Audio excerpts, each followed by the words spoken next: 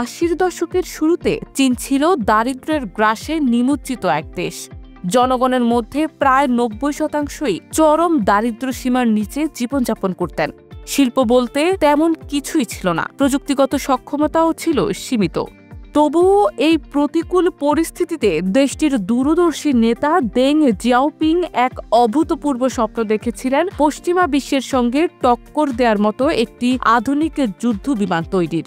তার নেতৃত্বে শুরু হয় জে-10 যুদ্ধ বিমান প্রকল্প, যা চীনের সামরিক ও প্রযুক্তিগত ক্ষমতার প্রতীক হয়ে উঠেছে। দেং জিয়াওপিংয়ের দৃষ্টিভঙ্গি ছিল স্থানীয় প্রযুক্তির উপর ভিত্তি করে এমন এক যুদ্ধ বিমান তৈরি করা যা বিশ্বের শীর্ষস্থানীয় বিমানগুলোর সঙ্গে পাল্লা দিতে পারে। জে-10 তৈরির কাজ এতটাই জটিল ও সময় সাপেক্ষ ছিল যে দেংয়ের 11 বছরের শাসনকালও এটি সম্পন্ন করতে যথেষ্ট ছিল না।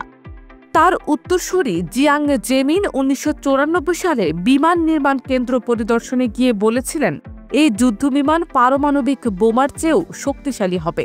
প্রায় আড়াই দশকের অক্লান্ত পরিশ্রমের পর 2004 থেকে 2006 সালে জে-10 চালু হয় এবং 2018 সালে এটি পুরোপুরি যুদ্ধে যুক্ত হয়।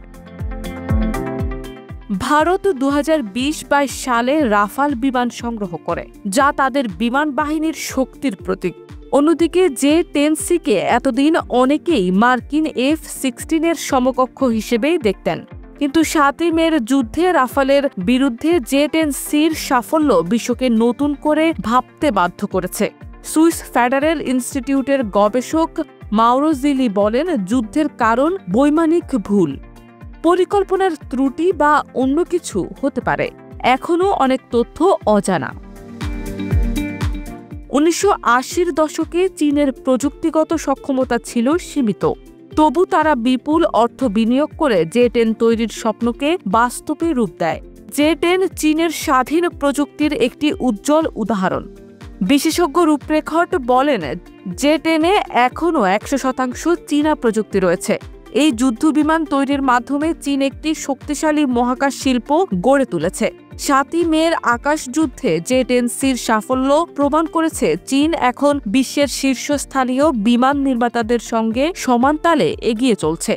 এই যাত্রা শুধু একটি যুদ্ধ বিমান তৈরির গল্প নয়, বরং একটি জাতির অদম্য ইচ্ছাশক্তি ও প্রযুক্তিগত বিপ্লবের মহাকাব্য।